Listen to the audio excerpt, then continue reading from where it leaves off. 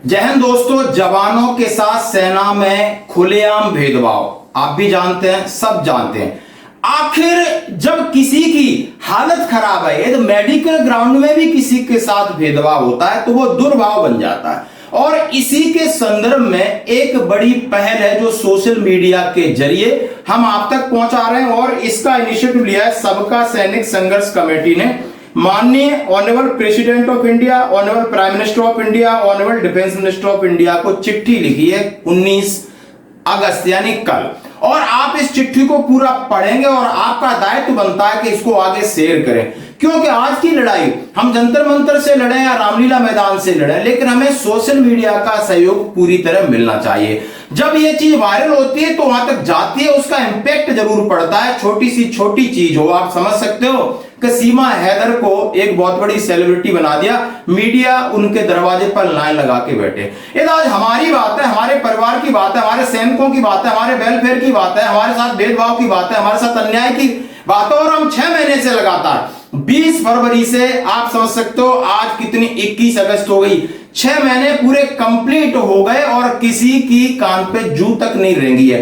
किसी ने हमें उतना बड़ा तवज्जो नहीं दिया है, बशर्ते हमने जाके एक ज्ञापन दिया हो और उन्होंने उस ज्ञापन का जवाब दिया हो। किस बात से कि लोकल वो एमएलए हो सकता है, लोकल वो एमपी हो सकता है, लोकल का वो मिनिस्टर हो सकता है, उसको चुनाव में जाने के डर की वजह से कि भैया आपने हमें दे दिया, मैंने रक्षा मंत्री जी को पहुंचा दिया, मेरा इतना ही काम है। ये आश्वासन है, और ये ऐसे आश्वासन तो नेता दिन में कम से कम 100 बार देते होंगे, और वो भी 90% झूठ देते होंगे। अब इस लेटर पे आइए जरा। इस लेटर के ऊपर जिसने बनाया, इतनी मेहनत की है, और उसको आप एक लाइक करेंगे और इसको शेयर जरूर करेंगे। सबका सैनिक संघर्ष कमेटी ने डाला है, और मैं सभी के एड्रेस कर दिया। सेना के अस्पतालों द्वारा जवानों के ह्यूमन राइट्स का घोर उल्लंघन करने तथा सेना के जवानों के साथ दोयम दर्जे का व्यवहार करने पर डॉक्टरों के डॉक्टरी लाइसेंस रद्द करने तथा सख्त कानूनी कार्रवाई करने के संदर्भ में उन्होंने एक एक चीज का नैतिक चीजों का हवाला दिया है, नैतिक का, और जो कि उनके साथ ब्लैक एंड व्हाइट में है, यानी जो नियमानुसार है उसका भी हवाला दिया है। इसलिए तथ्य बिल्कुल 100% सत्य है।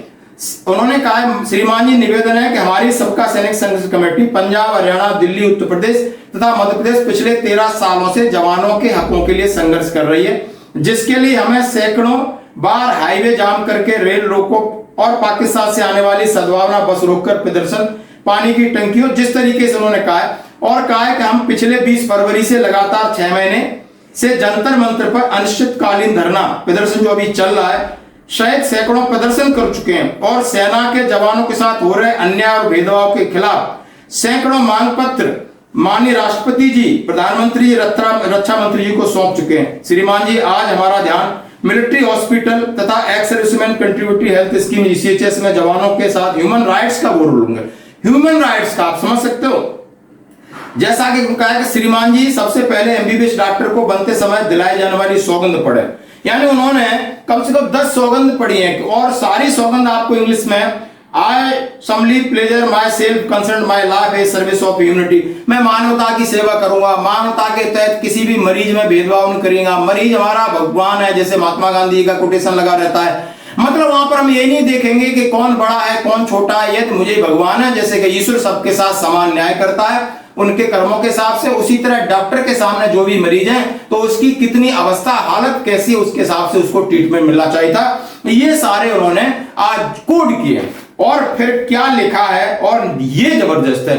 श्रीमान जी, अब नीचे दी गई फोटो को देखकर बताएं कि जेएसयू जवान अफसर या फैमिली होती है, ये कौन सी नई प्रजाति पैदा हुई जो अस्पताल में तो सभी मरीज होते हैं, हॉस्पिटल में सभी मरीज होते हैं। और उन्होंने लिस्ट दिया है कि अलग अलग OPD की लिस्ट है, अफसर डे, जेएसयू जवान डे, फिर OPD में फैमिली डे, फिर ECHS में मेडिसिन काउंटर अफसर जेएसयू, सिटिंग अफसर जेएसयू, पानी अफसर जेएसयू, अफसर का अलग, जेएसयू का अलग, इस तरीके के सारे हैं। कम से कम हर बड़े बड़े हॉस्पिटल्स का उन्होंने दिया है, और नहीं तो कम से कम आपको OPD की भी जानकारी इसमें मिल सकती है, आपके लिए डबल फायदे वाली बात है।